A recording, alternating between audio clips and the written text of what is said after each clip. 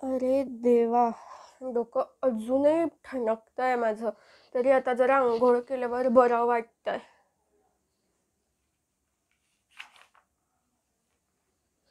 आज सकाळी मला जाग आली. मी डोकं हलवलं आणि सणकन वर आपटली. मी कॉटच्या खाली होतो.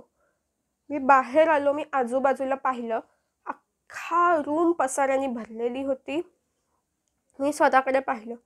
काल दिवसभर घातलेलाच कुर्ता अंगात होता. त्याच्यावर एक उलटा टी शर्ट घातला होता. आतली बाजू बाहेर, बाहेरची बाजू आत.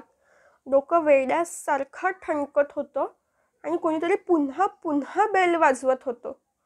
मी बाहेर गेलो, दार उघडलं. नीरजा ती आली. ती सरळ तरातरा चालत किचनमध्ये गेली. मी सुद्धा डोकं धरून तिच्या मागे मागे मागे आली. तिने ग्लास भरला पाण्याचा आणि सणकन माझ्या तोंडावर ओतलं. चपकारा मारला. तिने पाण्याचा ग्लास भरला आणि सपकन माझ्या तोंडावर चपकारा मारला. मी सावरून घेत होतो स्वतःला. तेवढ्यात ती परत दुसरा ग्लास भरत होती. म्हटलं, अगं काय आहे? नाही, तुझी उतरली आहे का अजून थोडा हवंय? थांब जरा, मला सुधरू दे काय सुरू आहे ते. हो, काय प्यायला होतात तुम्ही दोघे काल रात्री? म्हटलं, मसाला दूध. वेडी वाटते मी? काय मला कळत नाही?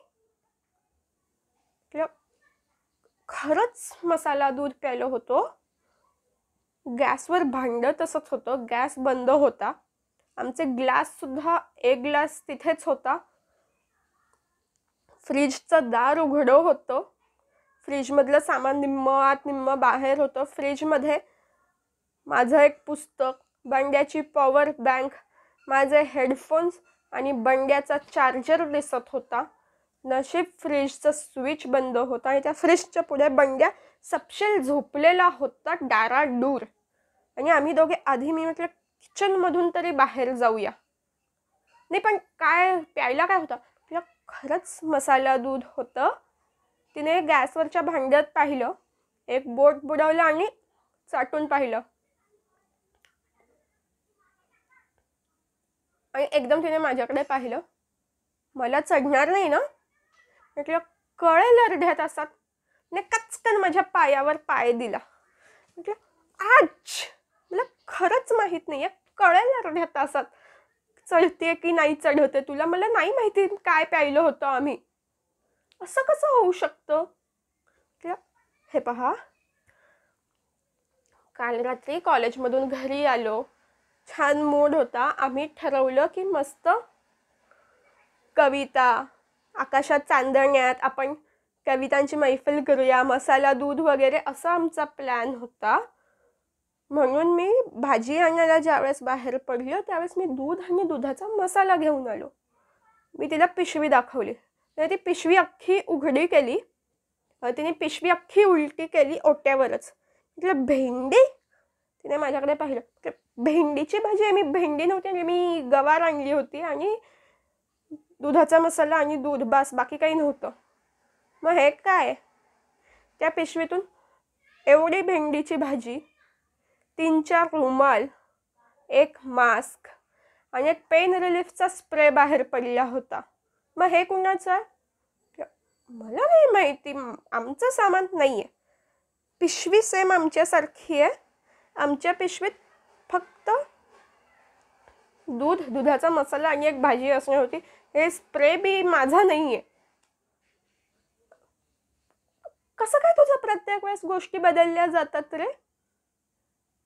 म्हणजे आधी माझा केक बदललास, आता ही पिशवी बदललीस. असं कसं होऊ शकतं? तर झालंय, आमची नाही आहे ही. आता येत आहे ना लक्षात? आता म्हटलं, तू थोडा वेळ बसतेस का हॉलमध्ये? मी आंघोळ करून येतो, मला खूप डोकं दुखतंय. ती हॉलमध्ये सोफ्यावर बसली होती. बंड्या किचनमध्ये आडवा पडलेला होता. 10 मिनिटं झाली तरी सुद्धा मी अजून आंघोळीला जात नाही. हे पाहून ती परत चिडली. आता काय झालं? म्हटलं, काही नाही, ते टॉवेल मिळत नाही आहे, जरा काल रात्री कुठे गेला आठवत नाही आहे, बेडखाली असेल. मी म्हटलं कसा? नाही, ते काल रात्री बंड्या टॉवेल बांधून भोजपुरी गाण्यांवर लुंगी डान्स करत होता.